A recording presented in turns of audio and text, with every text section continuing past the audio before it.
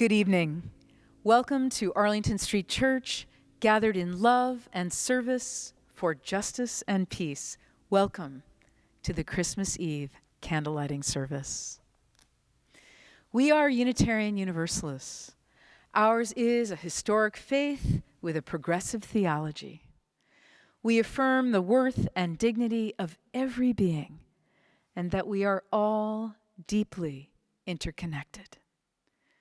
We are bound to one another, not by creed, but by covenant. And we are called to love with open minds, open hearts, and open hands. Whoever you are, those of all nations, all creeds, all colors, all kinds of love, you are welcome here. Merry Christmas, everyone. My name is Mark David Buckles. I'm the Director of Music of Arlington Street Church. Happy to be here to sing some Christmas songs with you to start off our service with Julie Metcalf on the fiddle and Matt Malachowski on percussion.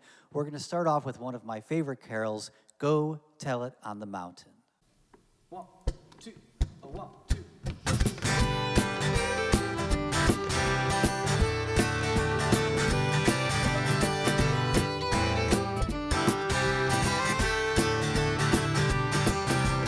Go tell it on the mountain, over the hills and everywhere. Go tell it on the mountain that Jesus Christ is born. While shepherds kept their watching o'er silent flocks by night, behold, throughout the heavens there shone a holy light. Go tell it on the mountain, over the hills and everywhere. Go tell it on the mountain that Jesus Christ is born. The shepherds feared and trembled when low above the earth rang out the angel chorus that hailed the baby's birth.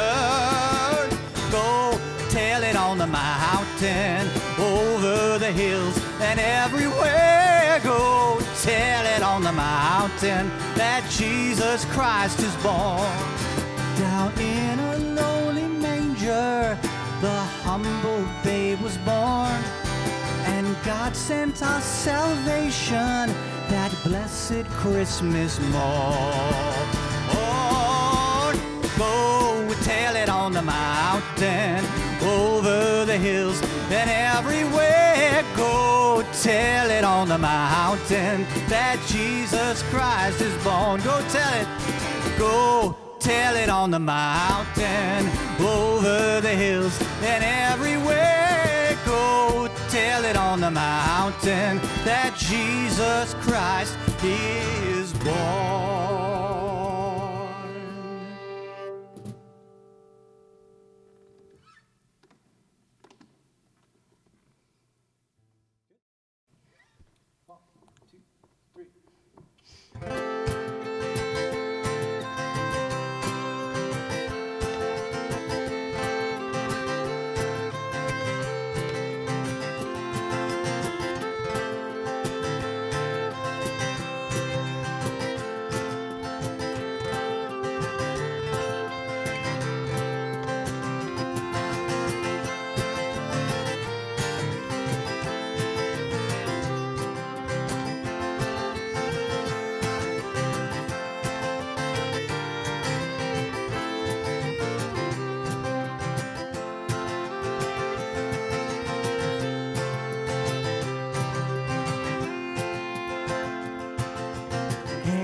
As we have heard on high, sweetly singing o'er the plains and the mountains in reply, echoing their joyous strains. Gloria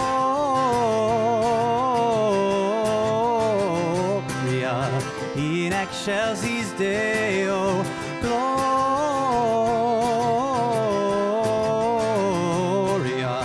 in excelsis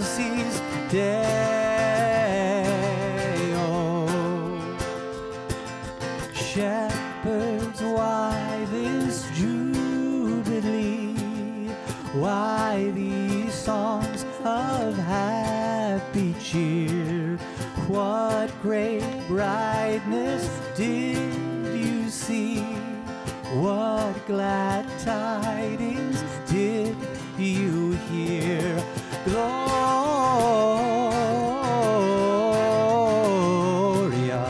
in excelsis Deo. Gloria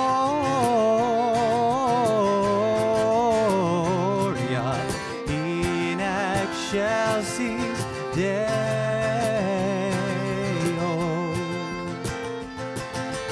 See him in a manger laid, whom the angels praise above. Mary, Joseph, lend your aid, while we raise our hearts in love. Gloria in excelsis Deo. Gloria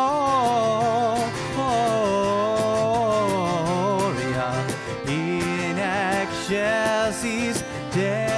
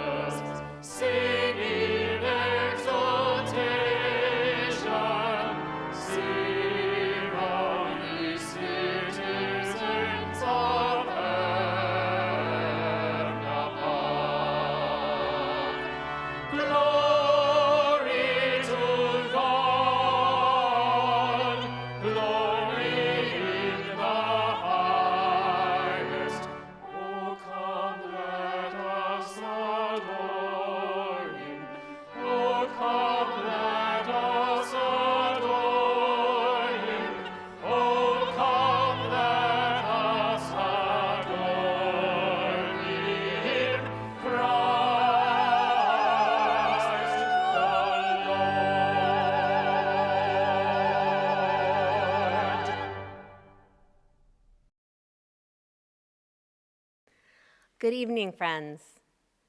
As we begin, let's get ourselves oriented to maximize the magic of this service. If you haven't already downloaded this evening's order of service, the link is in the chat and on the homepage at ascboston.org. The lyrics to all the carols are included in the order of service and will be posted in the chat so we can sing together joyfully. If possible, you'll want to have a candle on hand to light during the candle lighting.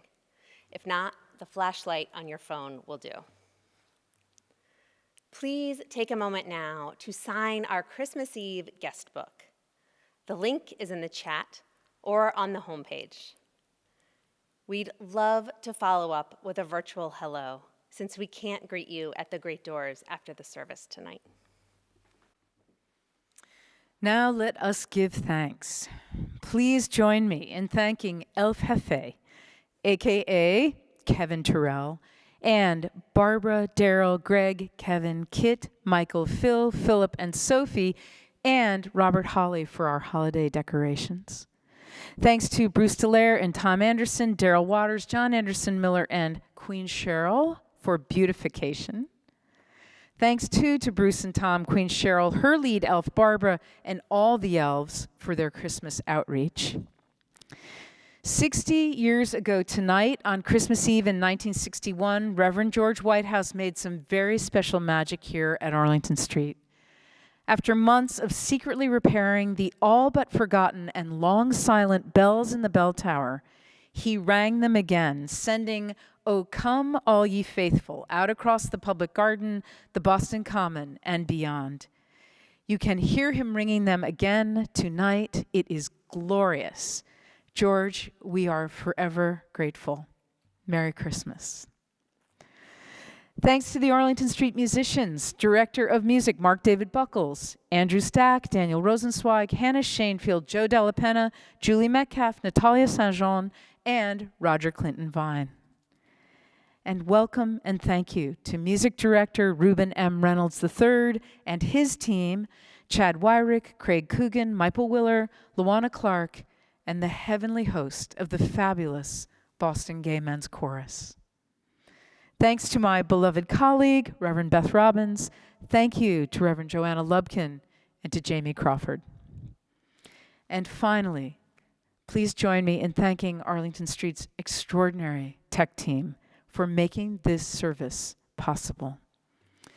Thanks to Barb Seidel, Frank Lee, Hala Hazar, Jen Eno, Kem Moorhead, and Sandy Dixon, to cinematographer Rich Abreu, to our all the things AV wizard Matt Malakowski, and to tech team lead, mastermind creative, director, and producer Art Nava. Without the tech team, none of this would be possible. Thank you.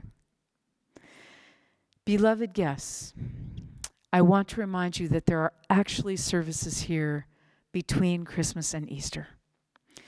We gather in the Arlington Street Zoom room every Sunday morning at 11, the soul of Sunday. The service is live cast with fabulous music, some words to comfort the afflicted and afflict the comfortable, and a very lively chat. When it's safe again, we'll return to our in-person and Zoom hybrid platform, making it possible for those of you who are joining in from a distance or who simply prefer coming to church in your PJs to make your home in this beloved spiritual community. You are always welcome. An important part of Zooming to services at Arlington Street is saying hello in the chat.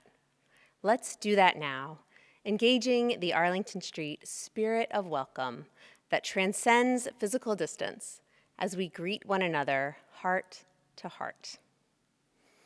Especially in these times, it is good to be together. With grateful, joyful hearts, Kim and I welcome you to this beloved spiritual community. Merry Christmas.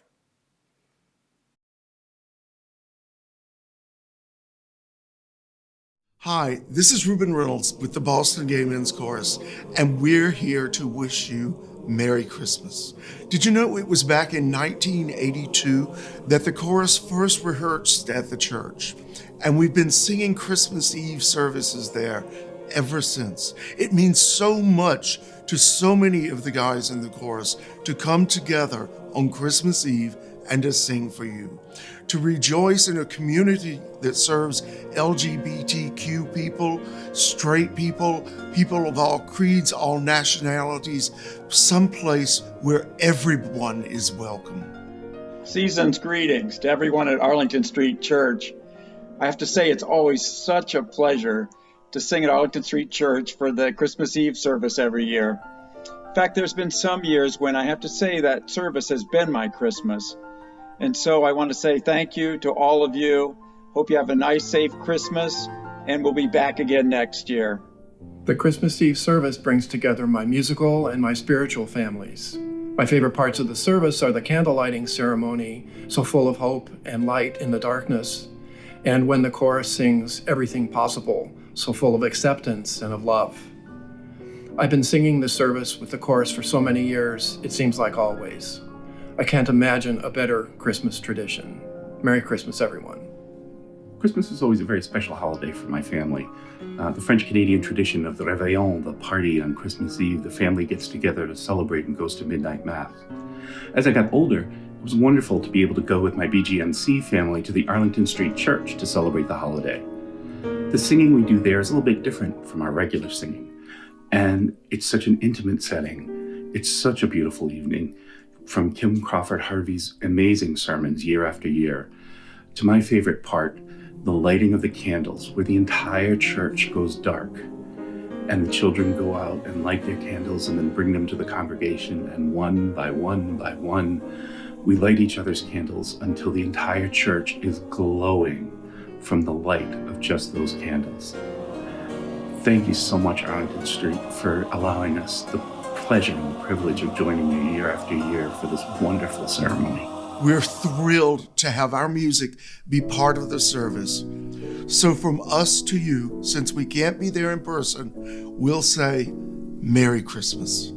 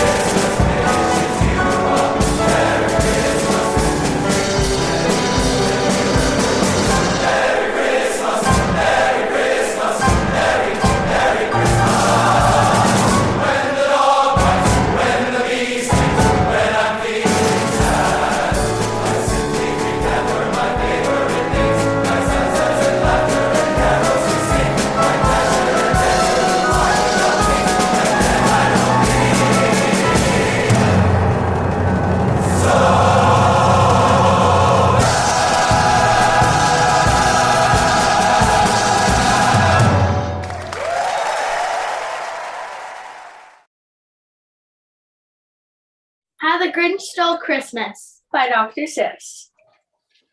Every who down in Whoville liked Christmas a lot. But the Grinch, who lived just north of Whoville, did not. The Grinch hated Christmas the whole Christmas season. Now please don't ask why, no one quite knows the reason. It could be his head wasn't screwed on just right. It could be perhaps that his shoes were too tight. But I think the most likely reason of all may have been that his heart was 2 sizes too small. But whatever the reason, his heart or his shoes, he stood there on Christmas Eve hating the Whos. Staring down from his cave with a sour Grinchy frown at the warm light of windows below in their town. For he knew every who down in Whoville beneath was busy now hanging a mistletoe wreath. And they're hanging their stockings, he snarled with a sneer. Tomorrow is Christmas, it's practically here. Then he growled with his Grinch fingers nervously drumming. I must find some way to stop Christmas from coming. Then he got an idea, an awful idea. The Grinch got a wonderful, awful idea. I know just what to do, the Grinch laughed in his throat, and he made a quick Santa Claus hat and coat, and he clucked and chuckled. What a great Grinchy trick! With this coat and this hat, I look just like Saint Nick. All I need is a reindeer. The Grinch looked around, but since reindeer are scarce, there were none to be found. Did that stop the old Grinch? No, the Grinch simply said, if I can't find a reindeer, I'll make one instead. So he called his dog Max and took some red thread, and he tied a big horn on top of his head. Then he loaded some bags and some old empty sacks on a ramshackle sleigh and hitched up old Max. Then the Grinch said, giddy up, and the sleigh started down toward the homes where the Whos lay a snooze in their town. All their windows were dark, quiet snow filled the air. All the Whos were dreaming sweet dreams without care. When he came to the first little house in the square, this is stop number 1, the old Grinchy Claus hissed, and he climbed to the roof, empty bags in his fist. Then he slid down the chimney, a rather tight pinch, but if Santa could do it, then so could the Grinch. He got stuck only once for a moment or two. Then he stuck his head out of the fireplace flue, where the little Who stockings all hung in a row. These stockings, he grinned, are the first things to go. And he slithered and slunk with a smile most unpleasant around the whole room, and he took every present, and he stuck them in bags. Then the Grinch very nimbly stuffed all the bags one by one up the chimney. Then the last thing he took was the log for their fire. Then he went up the chimney himself, the old liar. On their walls left nothing but hooks and some wire. And the one speck of food that he left in the house was a crumb that was even too small for a mouse. Then he did the same thing to the other Whos' houses, leaving crumbs much too small for the other Whos' mouses. It was 1:15, all the Whos still abed, all the Whos still a snooze, when he packed up his sled, packed it up with their presents, their ribbons, their wrappings, their tags, and their tinsel, the trimmings, the trappings. 3,000 feet up the side of Mount Crumpet, he rode with his load to the tip-top to dump it. Pooh-pooh to the Whos, he was grinchishly humming. They're finding out now that no Christmas is coming. They're just waking up. I know just what they'll do. Their mouths will hang open a minute or two. Then the Whos and Whoville were all crying, boo-hoo. A noise grinned the Grinch I must hear. So he paused, and the Grinch put his hand to his ear. And he did hear a sound rising over the snow. It started low, then it started to grow. But the sound wasn't sad. Why, the sound sounded merry. It couldn't be so. But it was merry. Very. He stared down at Whoville. The Grinch popped his eyes. Then he shook what he saw with a shocking surprise. Every who down in Whoville, the tall and the small, was singing without any presents at all.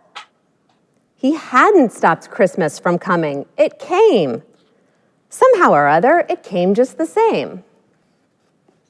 And the Grinch, with his Grinch feet ice cold in the snow, said, puzzling and puzzling, how could it be so? It came without ribbons, it came without bags, it came without packages, boxes, or bags. And he puzzled 3 hours slow, till his puzzler was sore.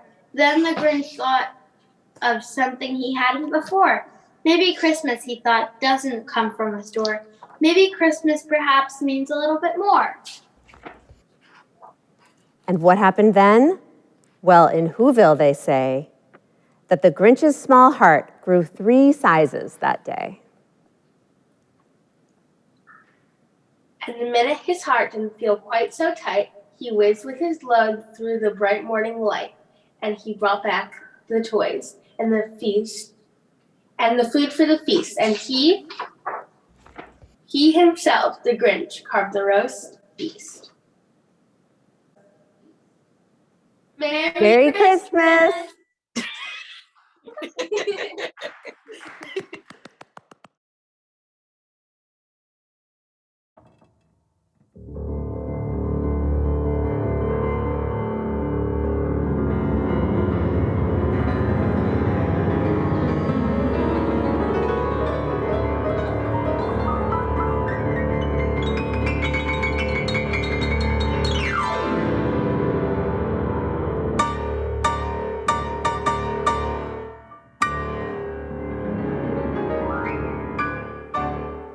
A mean one, Mr. Grinch. You really are a heel. You're as cuddly as a cactus. You're as charming as an eel, Mr. Grinch. You're a bad banana with a greasy black peel. You're a monster, Mr. Grinch. Your heart's an empty hole. Your brain is full of spiders. You've got garlic in your soul, Mr. Grinch. I wouldn't touch you with a 39.5-foot pole.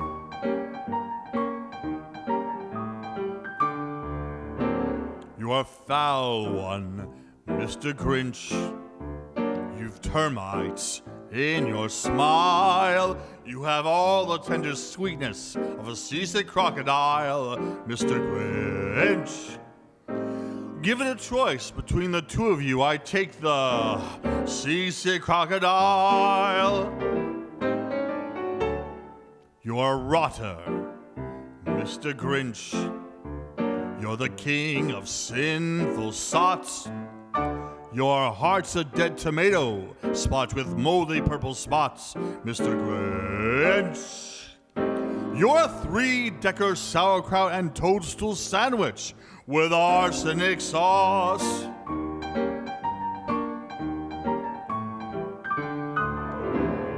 You nauseate me, Mr. Grinch, with a nauseous super nos. You're a crooked, dirty jockey, and you drive a crooked horse, Mr. Grinch. Your soul is an appalling dump heap, overflowing with the most disgraceful assortment of rubbish imaginable, mangled up in tangled up knots.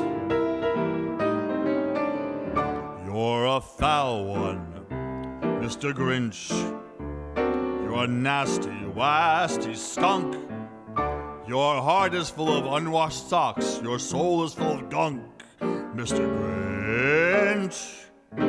The 3 words that best describe you are as follows, and I quote, stink, stank, stunk.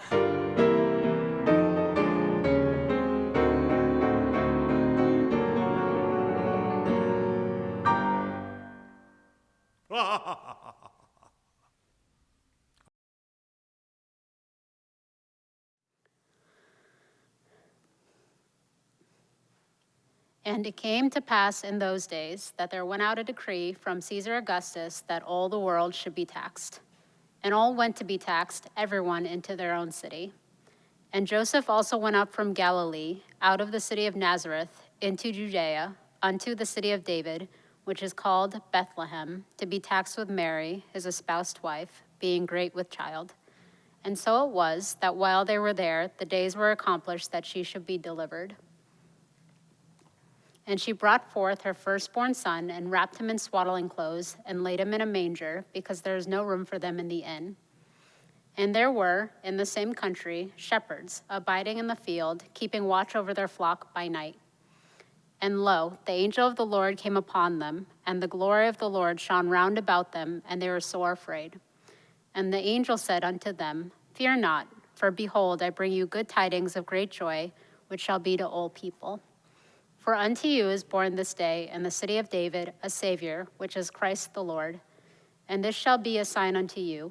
Ye shall find the babe wrapped in swaddling clothes, lying in a manger.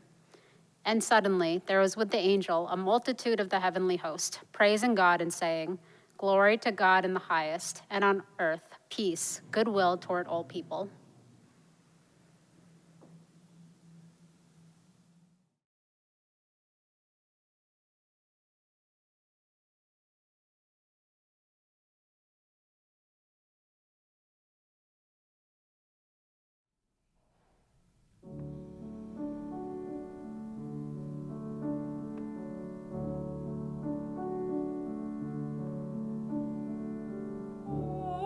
Holy night.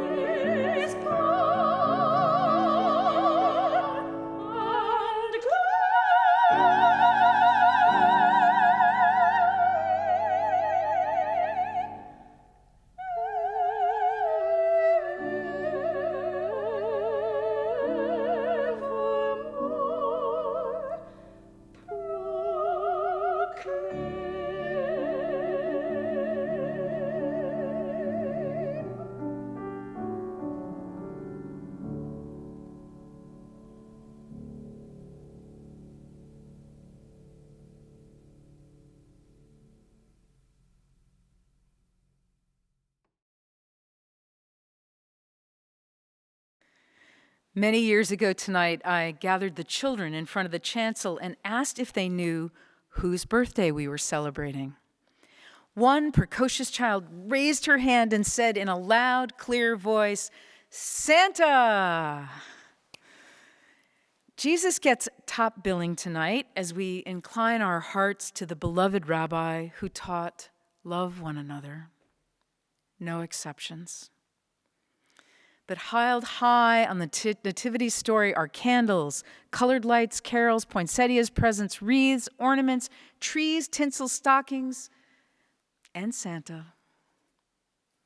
Nicholas, born around the year 270 in what is now Turkey, became Bishop of Myra and is known today throughout the world as St. Nicholas, Santa Claus.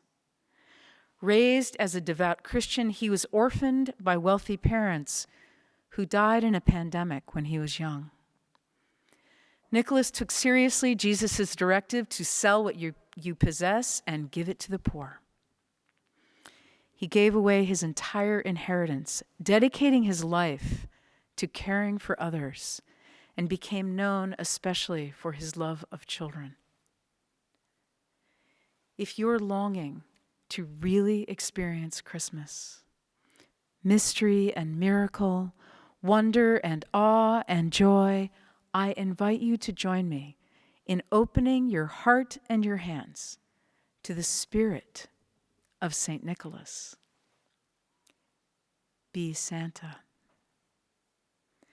Seated on Santa's lap, a child reports that he's been good. He's been very good, he says, and may he please have a yellow bike for Christmas. His mother is worried. Money is tight. Not to mention, yellow? Don't worry, says the boy. He'll bring it. His aunt has already bought a bike for her son, a red bike. A friend of the family watches the impending disaster unfold. It's late afternoon on Christmas Eve. The friend is visiting her mother and tells the story. He won't understand why Santa brought his cousin a new bike and not him, his mother says. We can't let that happen. She retrieves her giant pocketbook and fishes in an envelope from its depths. Take this, she says, handing her daughter a wad of bills. We have to get him that bike. So the friend begins shopping in earnest for a bike, and the stores begin to close, and still she hasn't found one. In desperation, she calls ahead to the last place she can think of that might have a bike. Please, she prays to the spirit of St. Nicholas. A man answers. Do you have any boys' bikes left? She asks. Just one, he says, and then adds apologetically, but it's yellow. Christmas is for miracles. Christmas is for miracles, and I, for one, want in. No problem. Santa needs helpers, lots and lots of helpers. On Christmas morning, a 4-year-old child, completely joyfully enchanted by all things Santa, opens what will be her favorite gift, a giant bubble maker. Dad reads the instruction booklet. It says, Joy dishwashing detergent will create the best billowing bubbles. The next morning, Dad hears stirrings of his small child in the hall outside his room. She is already very much awake, cradling the giant bubble maker in her small arms. Daddy, can we make bubbles now? It's barely dawn. It's too early, he says. I haven't even had my coffee. Her smile disappears. He feels a pang at his heart at tarnishing her Christmas with his selfishness. In a flash of inspiration, he unshoulders the responsibility. We don't have any joy, he explains. You have to have joy to make bubbles. In an instant, the child's eyes light back up as she realizes her power to neutralize this small problem with great and wonderful news. Oh, Daddy, she says, all earnestness and enthusiasm. I do have joy. Outmatched, Dad hustles to the store and back. In no time, they are out on the front lawn creating gigantic, billowing gossamer bubbles. each one shimmering with pure joy.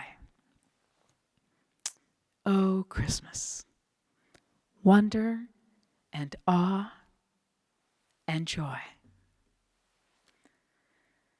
A couple of days after Christmas, a woman finds a present she had bought for her 8-year-old daughter, but tucked into the back of her closet and forgotten.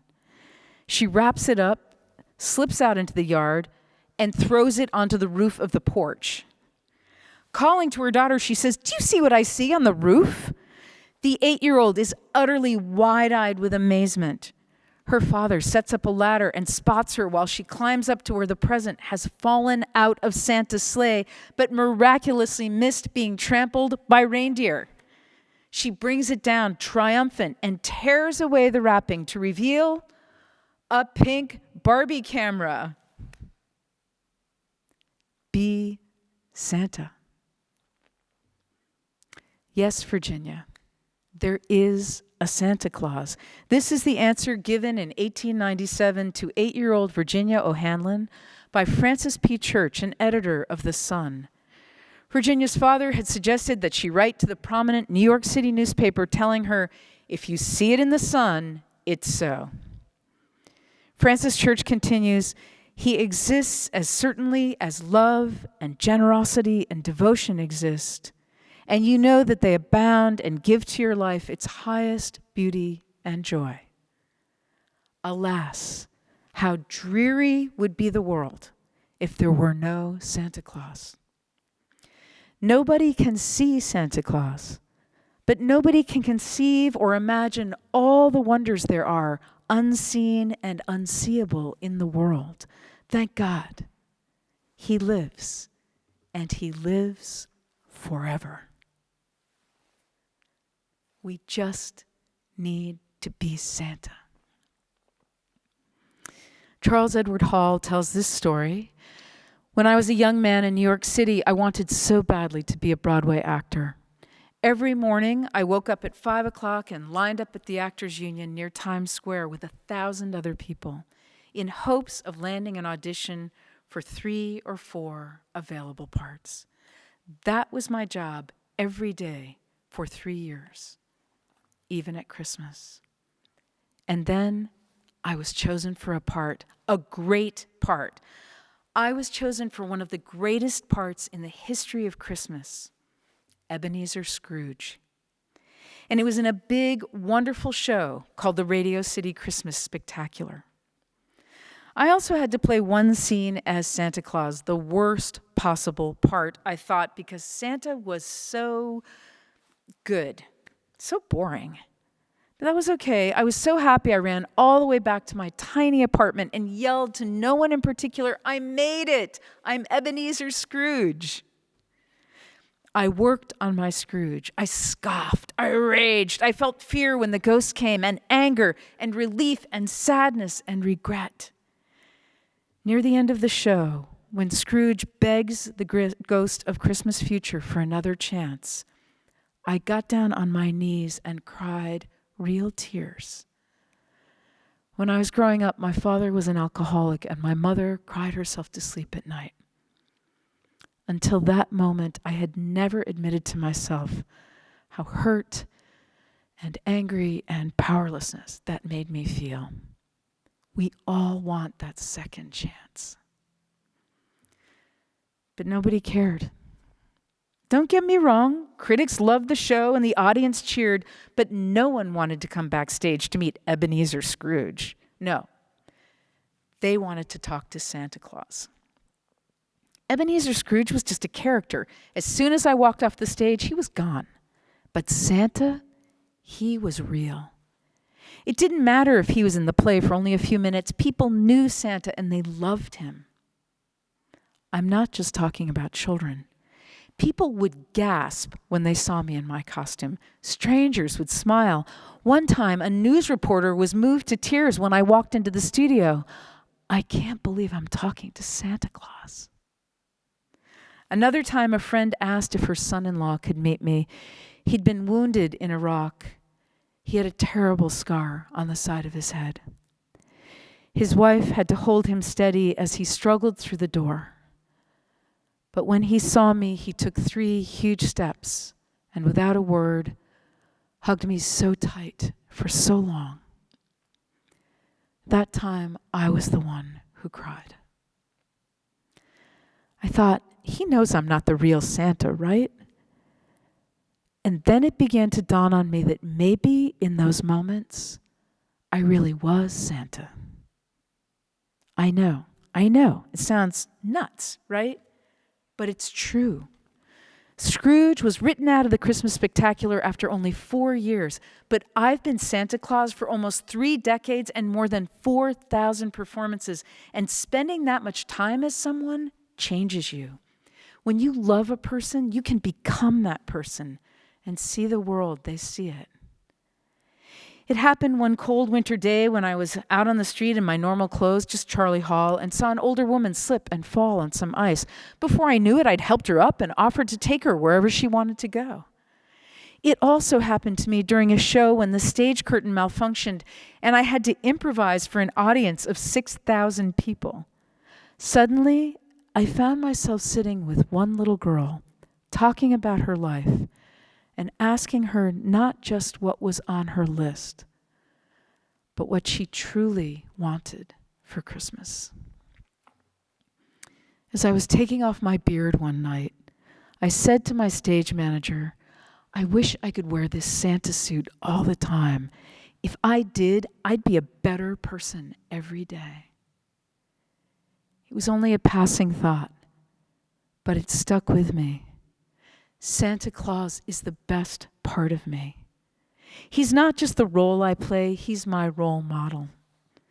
Scrooge may have unlocked the pain of my childhood, but Santa opened my heart to a childlike wonder. He showed me goodness and joy. There's magic all around us. All we have to do is believe. 35 years ago, I wanted to be Scrooge because Scrooge was interesting. Ebenezer Scrooge, I thought, would make me a better actor.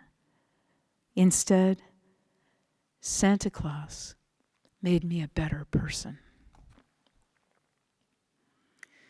Beloved spiritual companions, just this. Be Santa. Channel the spirit of St. Nicholas and get the yellow bike.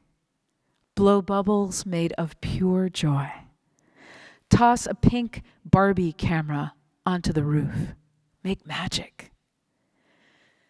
May we open our hearts to the spirit of Christmas, to mystery and miracle, wonder and awe and joy.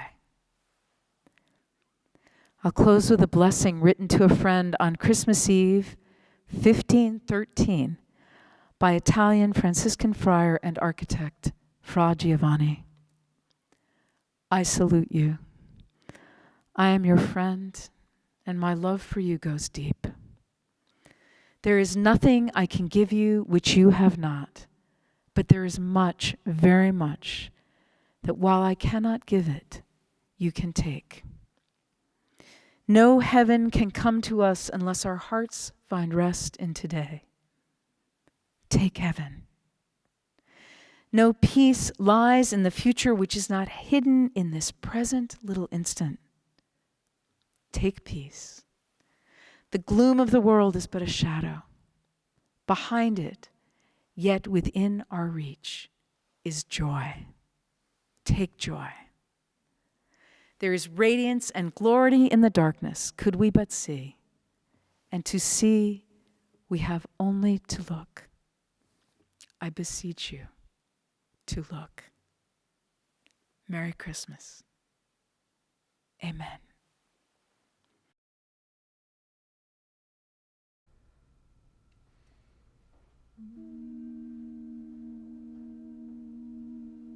When the song of the angels is stilled,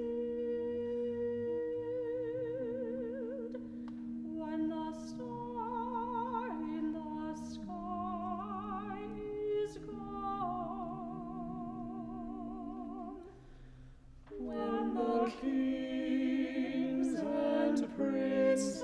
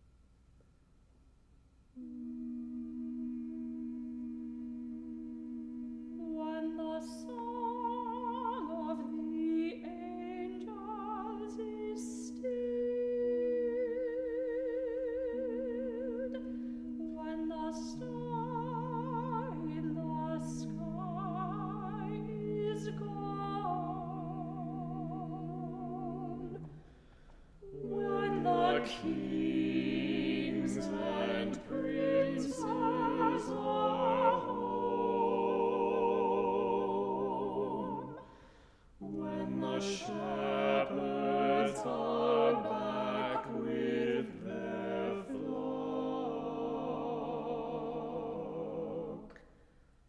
The work of Christmas begins.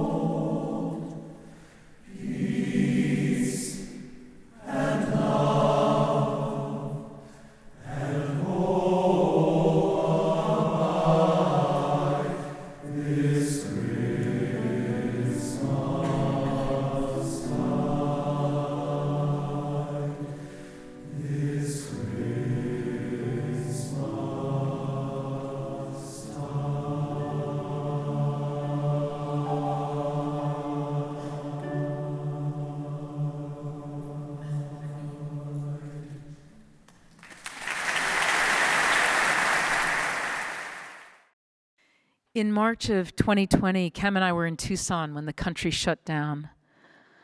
On the interminable flight home to Boston, I was besieged by feelings of helplessness at the prospect of being apart from all of you in this frightening time when we would so clearly need one another.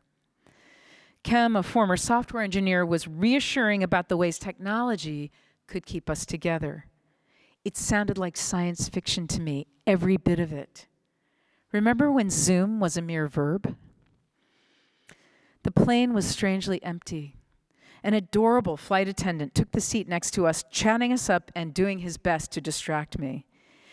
It was his idea that I could ask each of you to send me your photo and put it up in the pews.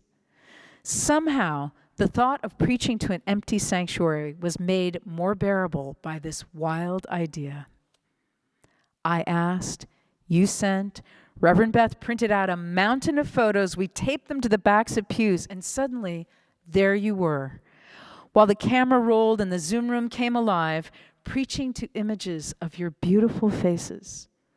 I was preaching to you. This was my first experience of the suspension of disbelief that has happened throughout this long pandemic, and more importantly, of the fact that we could indeed stay deeply connected while consigned to our homes and cities and towns across the United States and around the world. It never occurred to me that the pandemic would last this long, that we would continue to gather virtually while COVID surged and mutated and took the lives of so many we cherish. But the bigger surprise is that we could create this kind of intimacy as we worship and gather throughout the week for meditation and anti-racism, poetry and tea, laughter, and ending the climate crisis. Against all odds, we are closer than ever. In a leap of faith, we've continued our discipline of sharing the collection plate with a partner in our mission of love, service, justice, and peace. Tonight, we invite you to join us in raising money to support 7 Afghan families, a total of 13 adults and 20 children, who, having worked with Americans, were in grave danger from the Taliban and so were flown to Pakistan, where we have the opportunity to help them begin again. If you're interested in getting involved with this project, please let me know. 10% of our gifts tonight will be given directly to them for food and basic needs as they await visas to the United States, where host families are ready to receive them. Reverend Beth and I are seeding the virtual collection plate with $500 apiece, and we are so glad and so grateful to be able to do it. And tonight, once again, our own Tammy Arcuri and her 7-year-old daughter Zoe have stepped up to match the Christmas Eve collection. Thank you, dear ones. To make a truly meaningful Christmas gift, please text the word GIVE to 617-300-0509. Scan the QR code on the screen or in the order of service. Visit our homepage at ascboston.org and click on the yellow Donate Now button, or write a check and send it to Arlington Street Church. If you have questions or need help, you can reach out to our treasurer, Liz Texera. She is available right now in the chat at asctreasurer or on email at treasurer@ascboston.org. Thank you, Liz. I invite you to please join now in giving generously to support this place, which has helped and held us during these long months, and to our great mission to be a force of good. On our website, I will continue to update you on our Afghan families and send them your gifts with your love. May your generosity be a blessing to you and to all whose lives your life touches. Thank you. Merry Christmas.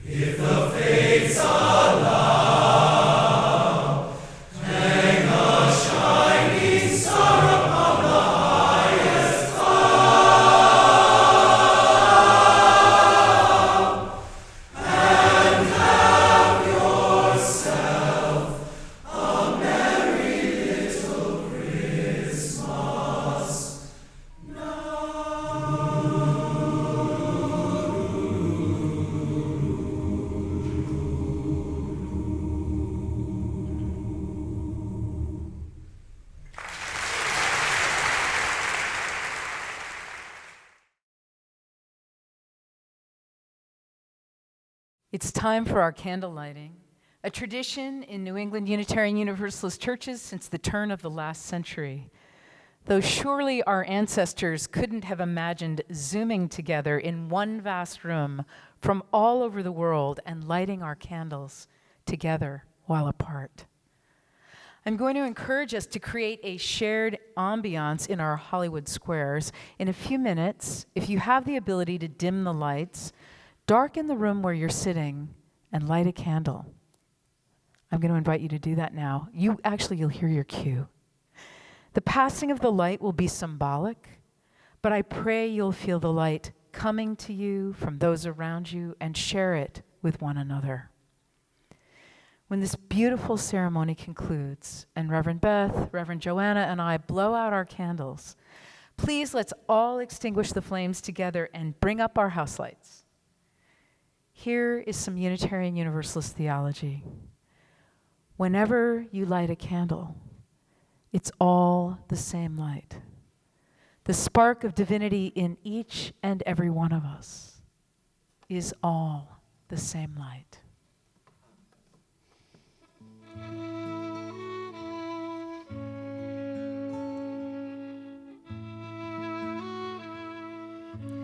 The candle lighting begins with the light of ages, symbolized by our flaming chalice, the symbol of Unitarian Universalism.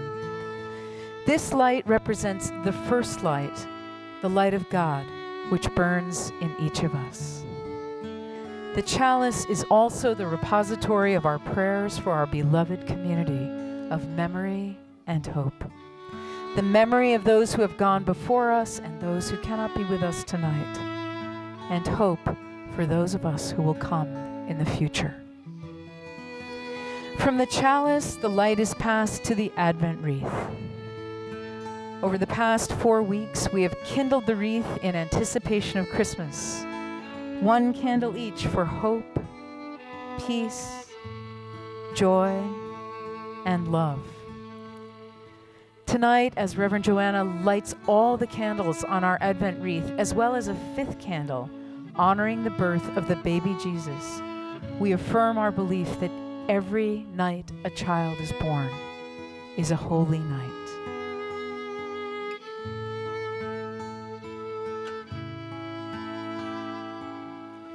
From the Advent wreath, Reverend Beth will pass the light to candles representing the baby Jesus, traditionally lit by the youngest children in the congregation.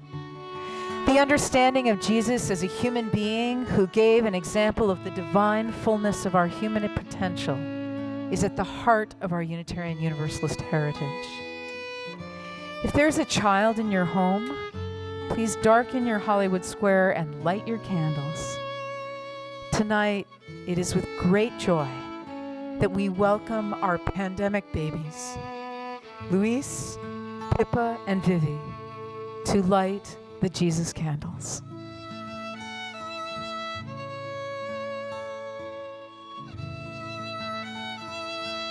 Let the light of these candles be for all children everywhere, our hope for the future.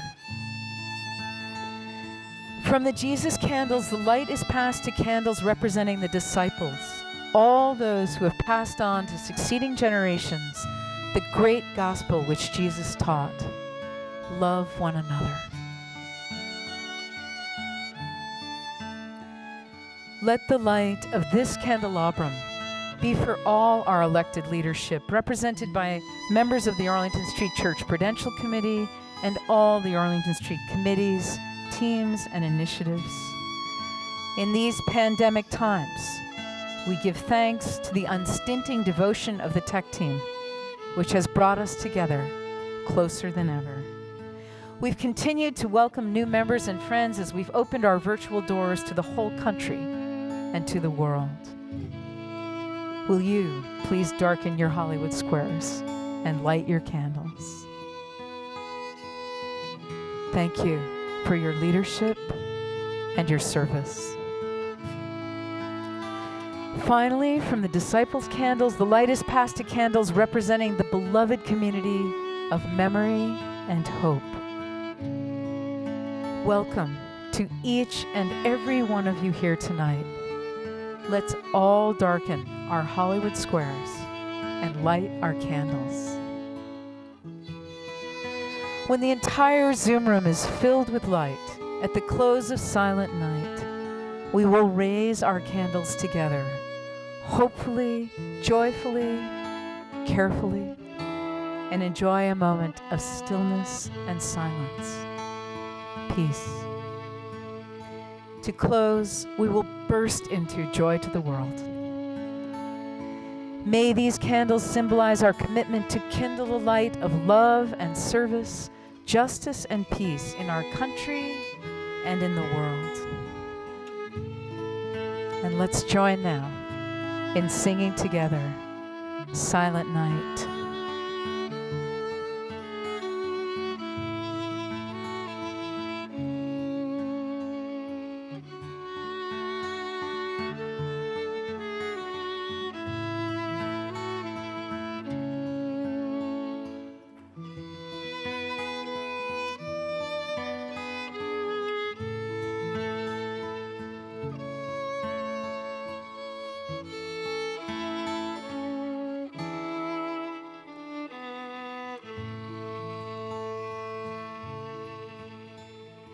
Silent night, holy night, all is calm, all is bright, round yon virgin mother and child, holy infant, so tender and mild, sleep in heavenly peace,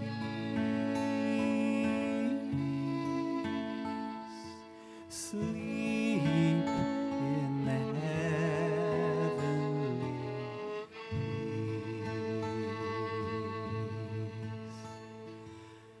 Silent night, holy night, shepherds quake at the sight, glory stream from heavens afar, heavenly hosts sing Alleluia.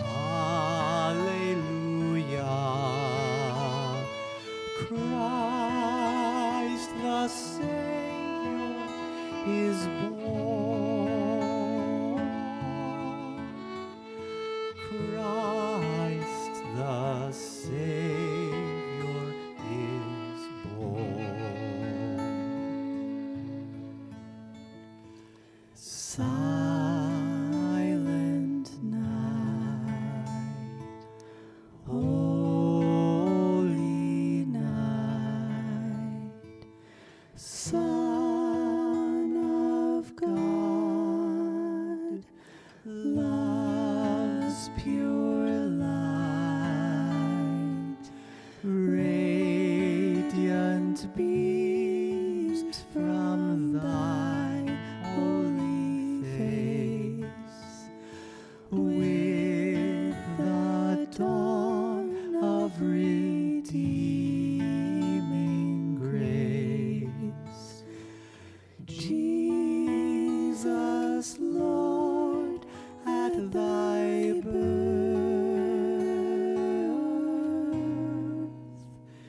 Jesus, Lord, at thy birth.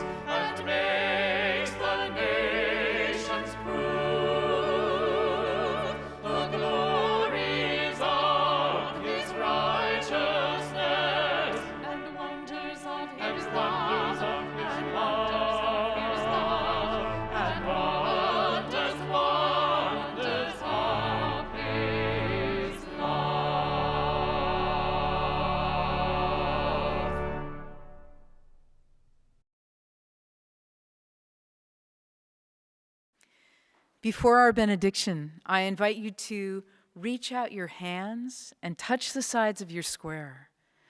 Touch hands with the people to your left and to your right, and send out love to the person on either side of you and to the people on either side of them.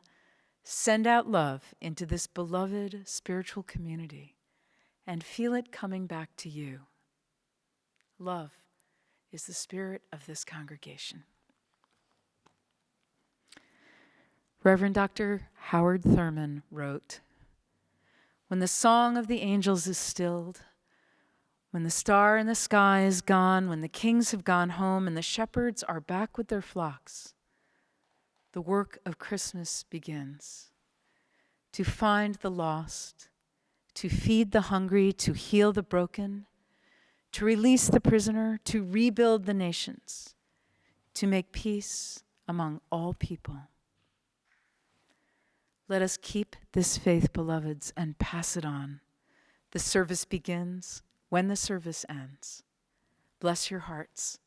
Merry Christmas. I love you. Amen." This is the Boston Gay Men's Chorus. We thought in these trying times to provide comfort, we would send out a performance of Everything Possible done by a virtual choir. All individual members of the chorus are all over New England recording on their own. Enjoy, be safe, be happy. We clear off the table, leftover steak, wash the dishes and put them away. I told you a story, tucked you in time.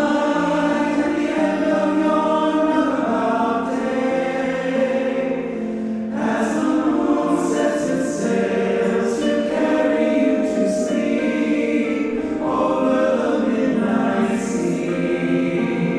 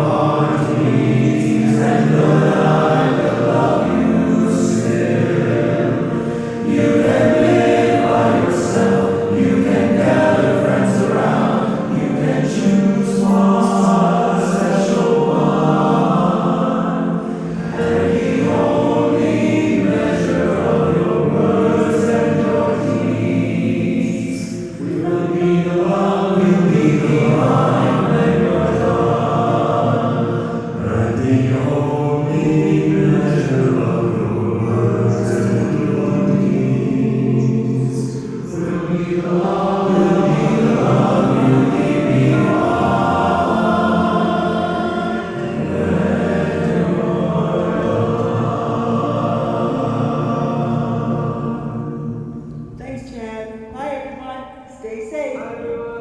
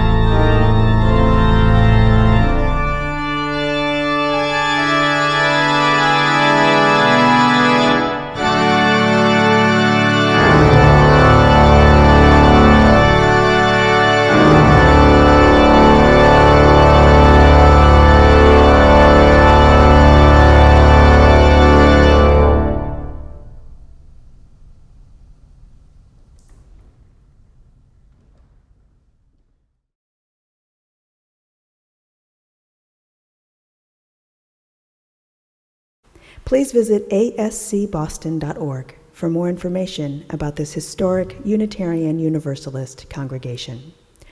Arlington Street Church, gathered in love and service for justice and peace.